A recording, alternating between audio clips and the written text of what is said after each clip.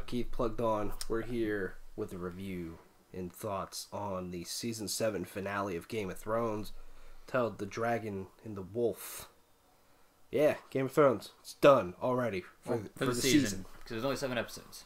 Yeah. Which, after watching a couple of these episodes, I can tell why they had to shorten it. Yeah. A lot of... Even in this episode, a lot of budget had to go into a couple of these scenes. So...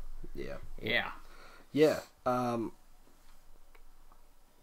It was it's the longest episode of Game of Thrones that there's been. It was like 79 minutes long or something. Yeah, without the extra bullshit at the end. Yeah, it was a very long episode, but I think it was very well done for the most part. Yes. Where I think they set it up pretty well for the final season. In storylines that will take place. And teasing things that could potentially happen. Yeah. And I kind of like, and we're going to talk spoilers here, so go watch the episode and come back, but I like what the showrunner said at the end of how this season finale, the way it actually ends, is completely... like opposite of how season 6 actually. Season 6 was like, yeah, we beat the Boltons. And season Marina's safe, like, and it's like, no! and this one's like, we're fucked. Yeah, exactly. So, yeah. Do we want to get the easy part of the episode done? The stuff in Winterfell, since that's like pretty the only part of the episode that's honestly completely self-contained from everything else in a lot of ways. But, so, it's continuing the storyline of, like, the weird power play of Littlefinger trying to pit Arya and Sansa against each other, which the first scene is him and Sansa talking, and he's basically trying to convince her that maybe the best course of action is to kill Arya, you know? And when this scene happened, I was like... Because that's, like... Some of the interactions between Arya and Sansa in episode 6, I'm just kind of like, ugh. Yeah. Because it's not them. It's not. It's it just felt dumb. It did. It's one of the few times where I felt this show just felt dumb. In this scene, I was just kind of like, especially like a couple of lines in there, especially given by Littlefinger. I'm like, come on, you're still doing this.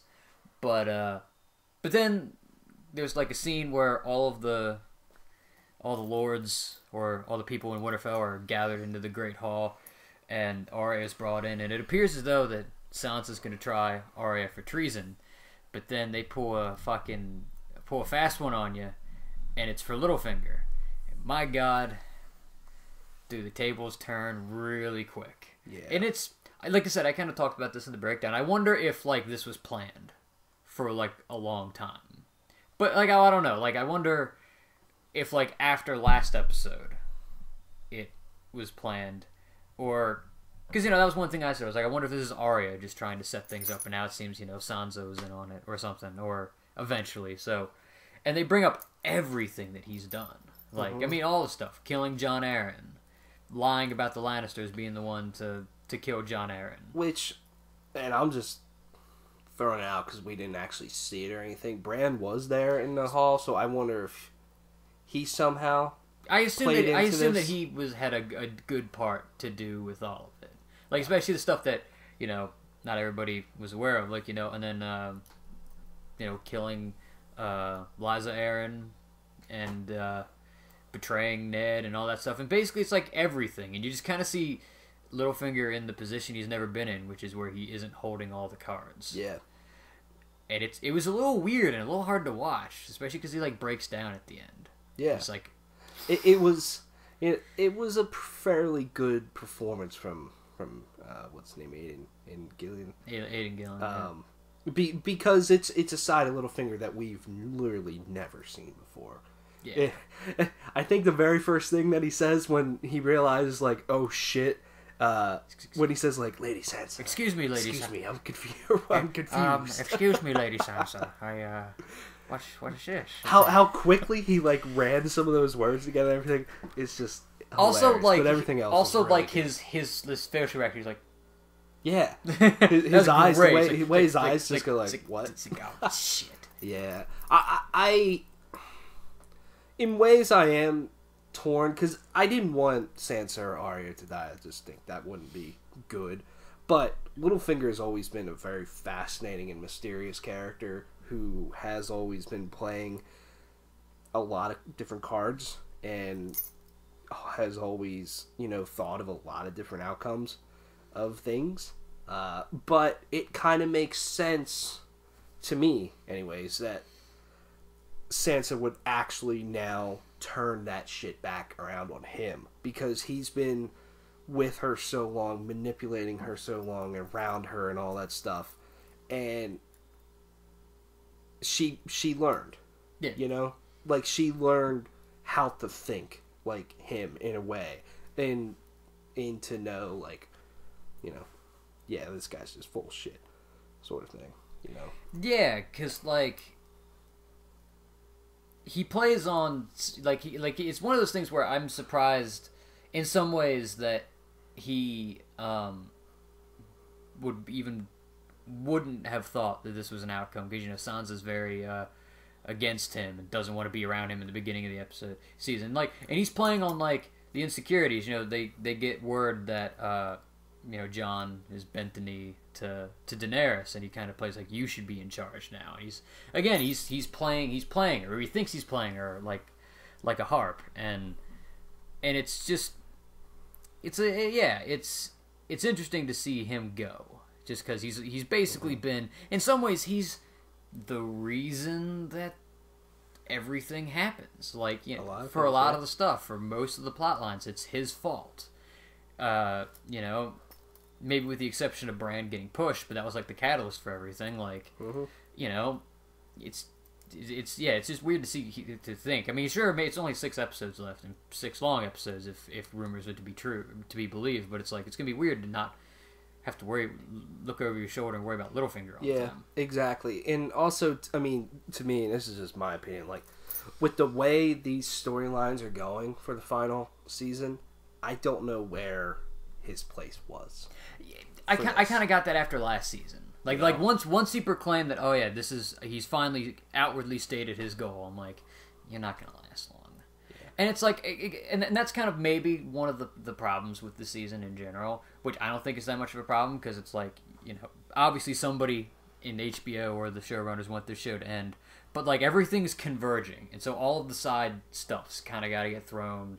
It's kind of, that's why like all the stuff with the Martells and the Tyrells and the Greyjoys has kind of been resolved rather quickly. It's because this stuff needs there's, and this episode's very much a case of that, where there is maybe 2 or 3 main plots going forward, and that's the focus. And I honestly think that's a good thing, because now instead of having like, God, it's in my opinion, season 2 is the worst, with having like so many different things that are happening. And it's like, even though it's cool, it's like, especially when you look at season 2, there's like a lot of things that are happening that like, no, this is, looking at it in season 7, this doesn't matter. But yeah, it's also ends very quickly. Arya just kind of comes up and just super quick, and it's just like, God. So the other big thing that happened is the whole meeting in the Dragon Pit between the side that has Daenerys and the side of Cersei. They got the White Walker down there, or the dead there, to King's Landing, and had an interesting meeting. And I think one of the themes of season 7 definitely was reunions. There was I think one thing, a lot of reunions, especially this episode. This episode did, despite the outcries of fan service everywhere, I feel like some of these moments were so good. Like, there were so many moments that, like, I wouldn't think would be really cool moments, like the Hound in the Mountain. Mm-hmm. That was a surprisingly good moment of them. Probably one of the best ones was, which we'll do a little bit more about what actually happens, but like the Tyrion and Cersei. That was very powerful moment. And then even Jaime, and like, there's like just about everybody, there's like a moment between characters who haven't seen each other in a while. Even like the Hound and Brienne have like a little moment talking about Arya, and it's like, and it's a really cool thing. It's like, even like Bronn, Podrick, and Tyrion. Yeah, it's like there's a lot of stuff going on, but that's kind of been something that happened a lot throughout the whole season, which I think for the most part all of them were very well done. And yeah, the meaning kind of starts going as planned. The Hound opens the box, and at first you're like, oh shit, it's dead. This is gonna go south super quick. But then the thing ends up coming out, and everybody sees it, and Cersei's about to actually be like, yeah, let's have peace, let's have a truce, let's deal with this threat. But she wants Jon to bend the knee or to side, to pick no sides. Yeah. And only stay up in the north. But then Jon, being who he is, he's like, I already did that, sorry. And then things don't go the way they should have. Everybody's kind of mad at Jon. I love Jon for that stuff. He's not one to lie. He's a very honorable dude. But if he is to die at all by the end of this show, it's probably going to be because of this sort of thing. Because of, it's like, it's also, it's a little weird, which I get it because Jon is undeniably one of the three main characters of the show. Yeah. But Game of Thrones is historically a show where if you make mistakes, you pay. And sure, Jon, even though you might not call it a mistake, Jon did pay, when he died. But then, twice now, last season, during the Battle of the Bastards, he kind of made a terrible choice. Mm-hmm. Survived. And then the same thing in last episode, in Beyond the Wall, he kind of made a terrible choice and then survived. So it's like, it's a kind of, I can see when some people are like, this goes against like what the show is kind of about, but at the same time, it's like, is it? I mean, the show has been about him since the beginning. It's not like, he's a character that showed up in season 3. You know what I mean? It's like he's been there from day one. One of few characters at this point who have been there since day one. So, yeah, that was.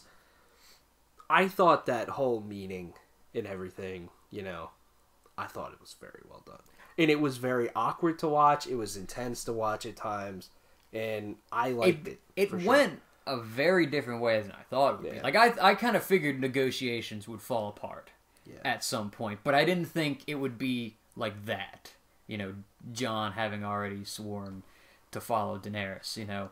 I was like, oh, okay, that's different. And again, I thought the White would be dead by the time they get there, and then shit's just gonna go downhill anyway. But then Cersei walks off, and Tyrion goes up to talk to her, and again, that's probably one of the best moments of the episode. I think that's one of the best moments of the entire season. Personally, that meeting between Cersei and Tyrion was fucking incredibly well done. They talk about Tywin and her children, and Marcella and Tommen, and how he feels sorry, and they talk about this isn't about family, this isn't about noble house, this is about living, and then he finds out that or realizes that Cersei may be pregnant, and so then I guess they come to an agreement.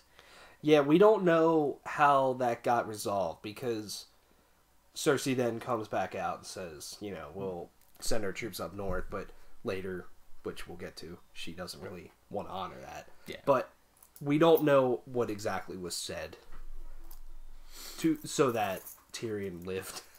Yeah. Because Cersei very much wanted to kill him. Oh, yeah. Like that's one of the two, honestly most tense moments of the episode, when Tyrion's just like, do it. Mm-hmm. Tell him to kill me. There's another one which is very similar later in the episode, and then the only other thing to really happen during all of this is there's like a little scene between Jon and Dany where they talk about the dragons and what happened and how the Targaryens basically fell. And again, the idea of they keep bringing this up, and so that's why, especially with when we get to it, what happens later in the episode, it's going to be a thing. They keep bringing up the fact that Daenerys can't have children. Mm-hmm. I'm like, well, and you keep bringing this up, and then so I'm assuming that's not the case anymore, because the Mary Masdow from season 1 says only death can pay for life. Well, if Zyrion's dead, or if Zyrion's dead, so maybe, who knows? Who knows? Or again, it could be as simple as Jon says, and he's like, can you really trust her? Yeah. So, but then, they go back to Dragon's Reach. Mm-hmm. People are going to complain because it's like the next scene. Yeah.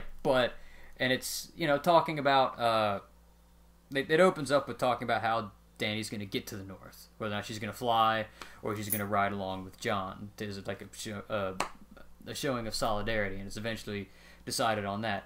And then there's honestly a moment I did not expect at all, which was a moment between Jon and Theon, which is another great moment. Yes. In which, when I think about it, it does make sense, because Jon basically ends up forgiving Theon for what as he says, what he can forgive him for. What is his place to forgive him for? And he says, "You're not just a Greyjoy, you're a Stark too." And I thought that's all Theon wanted. Theon was always, like in season 1, Theon was always jealous that he wasn't a Stark. Yeah. So that was a great moment. I think it was kind of a almost like a come to life moment for Theon, of like, I just need to toughen up and start doing this shit, Which happens right in the next scene, where the dude, I guess he was the captain of the ship that he got rescued on, doesn't want to go rescue his sister, so him and Theon get into like a fight. Yeah. Which Theon eventually wins. After the dude tries to kick him knee him in the crotch like 5 times. I'm just like, yeah. Like the two, I'm like, I get it. He remember, he has no cock. That's fine. Yeah. Yeah. And then I guess, so I don't know is Theon doing his own thing now, or is he still helping Daenerys? Like, is he just... I would imagine he would still be on her side, but maybe go save his sister, because she did try to save him, and she has, after he left Winterfell, when they were going to meet Daenerys, like, trying to bring Theon back to who Theon was, sort of thing. Like, she's played a very important role. Which is like how that conversation with Jon ends. He goes, "She's the only one that came for me when I was at Winterfell, And then Jon goes, "Well, then why are you still talking to me?" Yeah, and exactly. It's like, boom! I'm like, yeah, go Jon. Yeah, I think that's a good moment for Theon. I'm glad that was in there, because Theon's kind of been...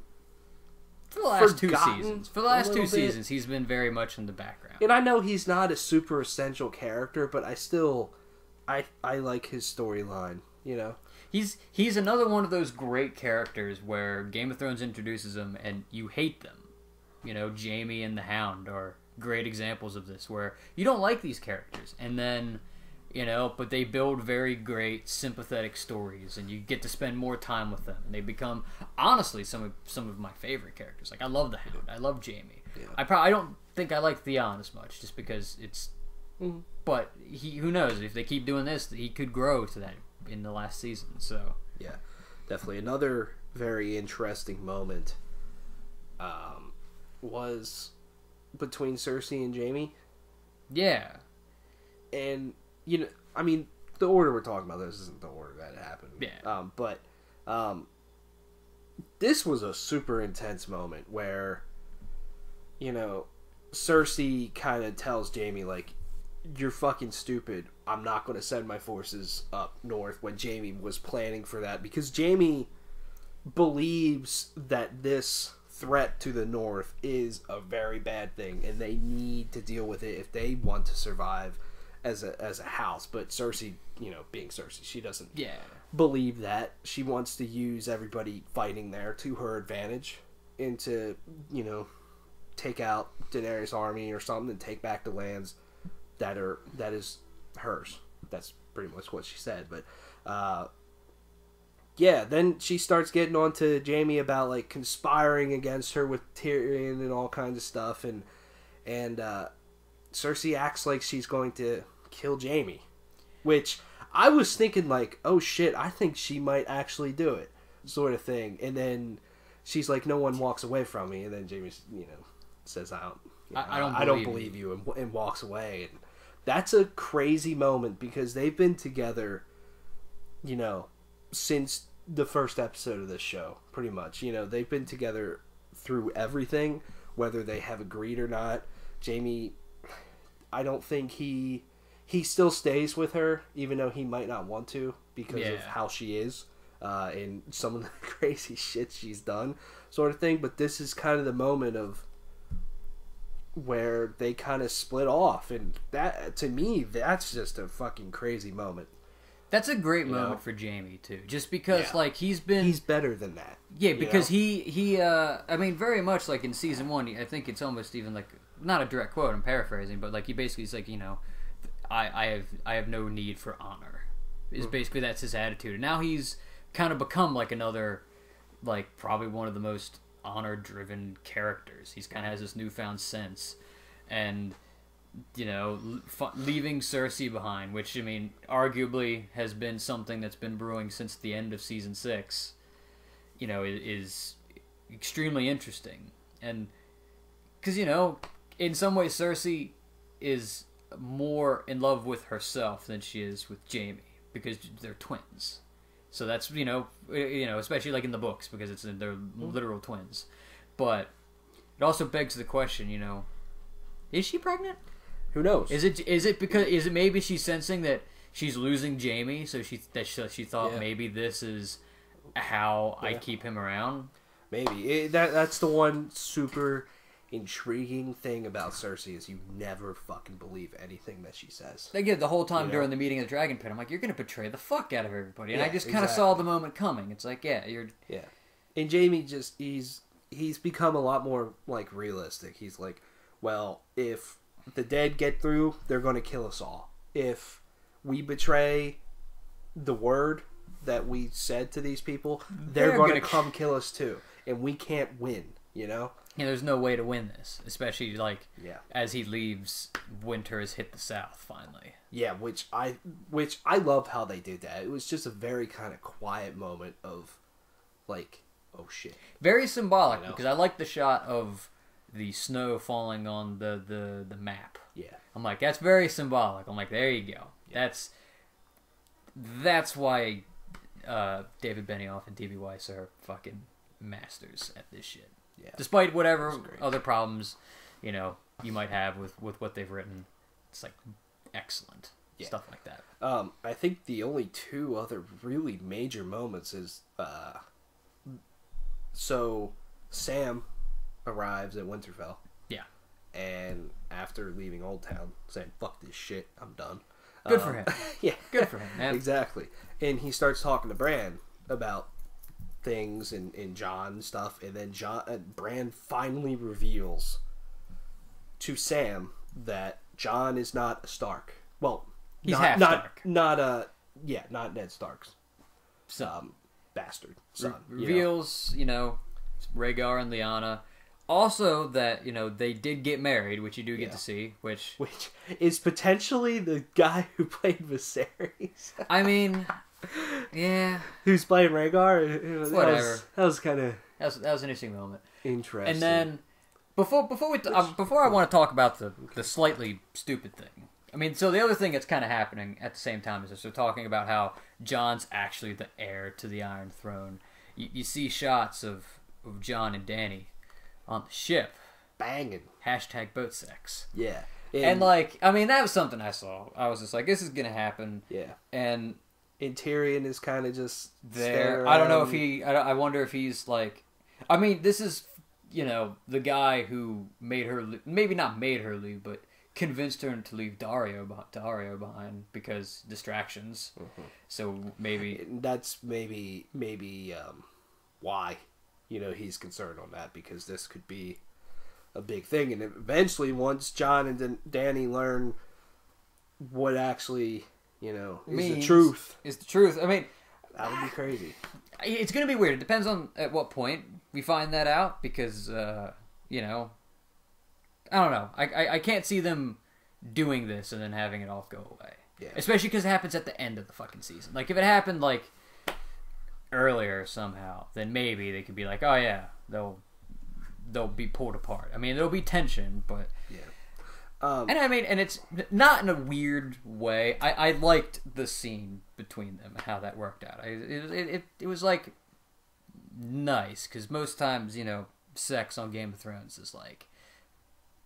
Yeah. Yeah. Not the most artsy thing in the world. Is a nice way to put it. Yeah. You spend this whole show up until season 6 wondering who Jon's true parents are, and you think one of them's dead for a long time. Yeah. And then we finally, is kind of revealed in the season finale of season 6 that that's not the case. And now we wondered all of season 7 of when and how is this information going to be presented. And what was the nature of his birth? Like, is he still just... There's two things with this. One, I think Bran telling Sam is a very interesting way, and I don't think an awful way of doing it. Just because Sam he's like best buds with Jon. You know? Well, also, I mean, Sam has the other half of the information. Exactly. Like Bran didn't know or hadn't seen yet that Rhaegar and Lyanna had actually gotten married. Yeah. He was not aware of that. So... Yeah, and then we also learned that apparently Jon's real name is Aegon Targaryen. Which is interesting. Now here's the thing. First off, initial reaction is like, stupid. You know, because there's already an Aegon Targaryen. Now, granted, the show can kind of, you know, the show's already taken liberties with some stuff. So we don't know... Well, no, because... actually, no, that doesn't work out. Like, but then there's all kinds of other things that we don't know. We don't know. Maybe Rhaegar had, you know, because he went off and he went to fight, you know, and eventually died at the Trident in Robert's Rebellion. We don't know if he actually had anything to do with naming Jon. And which, again, maybe, probably in a symbolic way, as in when Rhaegar actually named his actual son Aegon. Maybe that's why Lyanna names him Aegon. You know what I mean? To be the prince that was promised, or whatever, the conqueror in a lot of ways. But like, yeah, it's weird. It's a little weird to me, you know, because of the whole, you know, when they didn't do that storyline in the show. In the books, there is an Aegon Targaryen. Whether or not that's, you know, actually, I mean, that's a whole other thing. If that's actually Aegon Targaryen, but yeah. It's interesting for sure. It's interesting. I wonder, and I also am slightly curious. Like I know that now the show is going off and doing their own thing, but I wonder. Like, I know that some stuff, you know, George R. R. Martin is like, here's how certain. Because I mean, if I'm not mistaken, that was like what was said like before season 6, that George R. R. Martin had told the show writers, like, here's some events that happen.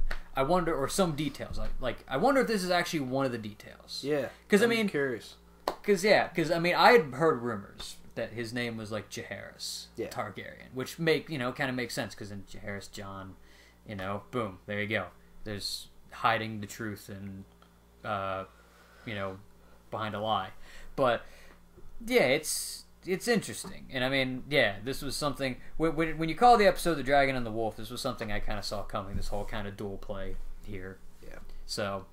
Yeah, I'm very curious on how George Railroad Martin's going to do that. And then the show ended with a very kind of horrifying moment of cut the East Watch, Tormund Barrack up on the wall, and then the Army of the Dead's finally made it to the wall, and Beyond the Wall ended with a dragon dying and the Night King resurrecting that dragon on his side, and we see that dragon, who is extremely quick. Yeah. And he uses him to take the wall down near Eastwatch. To knock out a section of the wall. Yeah. And so I guess Tormund... I would assume I would assume he's alive. Because it seemed like, at least at the one part, he made it, and then it crumbled behind him. Yeah. Like, I don't know, because it crumbled behind him, but that was a super fucking long section that crumbled, and that is a long drop. I mean, if he was in that section, he died. I just feel like we would get something of like a moment. You know what I mean? He's a beloved enough character that I don't think that you know that it would just be like, oh yeah, he died in the rubble. Yeah, exactly. That would be a shitty way for him to go if that's actually what happened. But I guess we'll have to wait a long time potentially to see what happened. Yeah. But still, it's a you wonder the whole show. You know, the very first fucking thing that you see in the show and even in the books is the White Walkers, you know? What they're up to. Yeah, and you wonder the entire show, you know, we've seen them from time to time, like Hard Home and all kinds of stuff at the Fist, that how are they going to get beyond the wall? Because they're going to. Oh, yeah. And this is such a terrifying moment. And to see the shot after the part of the wall near Eastwatch comes down where, it's a huge, aerial shot and you see a huge majority of the army of the dead and they look like fucking ants. There's so many of them. And you just wonder, how? Even if Daenerys has 2 other dragons, this one is so fucking fast. And, we know that all you really have to do is take out the Night King, to win. But that's easier said than done. But that's a hard fucking thing to do, And it'll be very interesting. And seeing this, too, makes me really wonder if Game of Thrones will have a happy ending. Because it's not really necessarily a happy show. Who knows? Here's the thing. I think this show will at least have...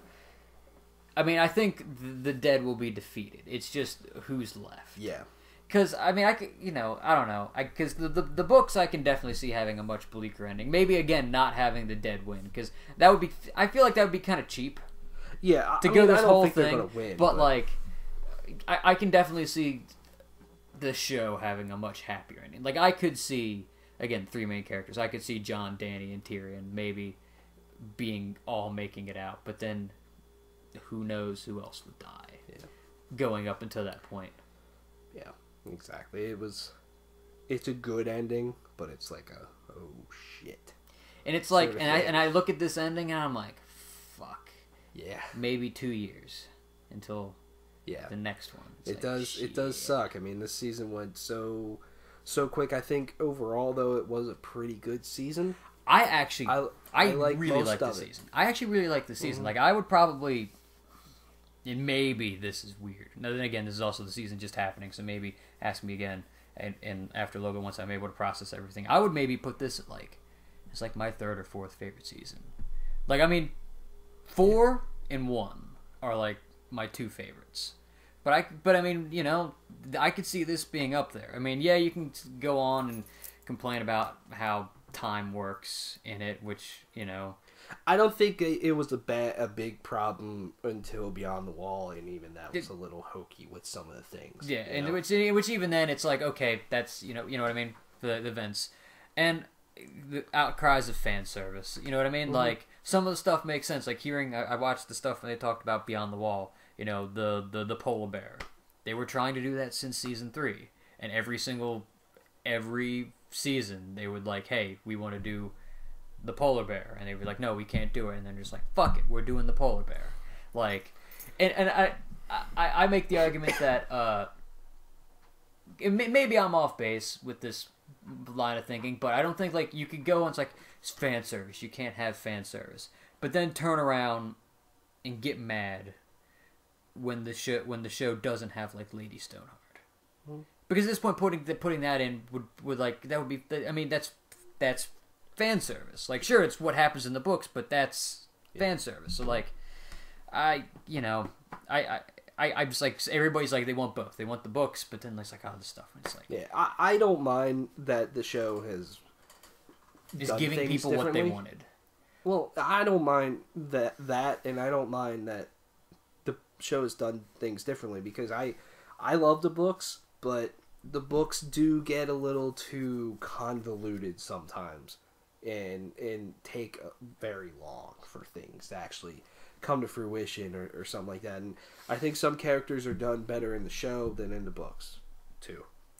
That's just my opinion. That might be blasphemy to people that have read the books and watched the show, but that's just my opinion on that.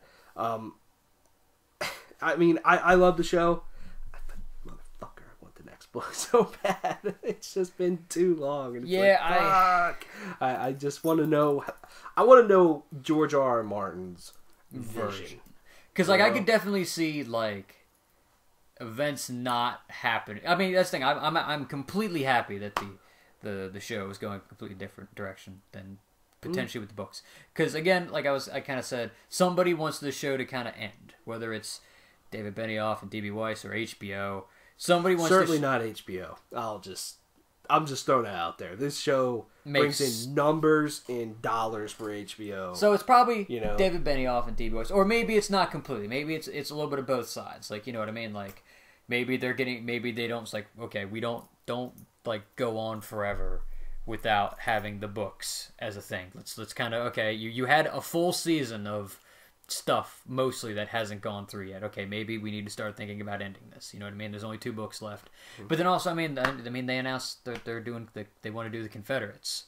So, of course, things are accelerated. So of course things are gonna kind of go neatly. Like I couldn't see a peace summit happening in the books in some ways, but it works for the show, and they make it work, and they build the events, and the show has made it so that it works, and it's been building up to this since then. So yeah, it's pretty solid season, man. Yeah, Game of Thrones is going for a little while now, so we'll see when it comes back. Apparently the script for season 8's been written, but obviously they haven't started filming. I wonder if it because the whole thing with all the episodes being longer, that's why it's 2 years, because it has to be cold. Yeah. What if they only get to film part of it and then they have to? Yeah, who knows? Who knows, man? Yeah, but Game of Thrones. Let us know what you thought of the finale and the season. Thanks for watching. See you later.